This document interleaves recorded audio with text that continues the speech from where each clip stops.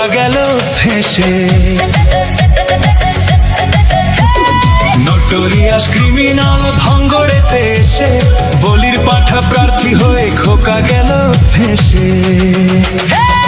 মাছ চোর শওকত মাছ চোর, বোম বাঁধা কাজর শওকত মাছ চোর, মোখালির গাঁজাখোর শওকত মাছ চোর, সকাল সন্ধে রাত ভোর শওকত মাছ চোর।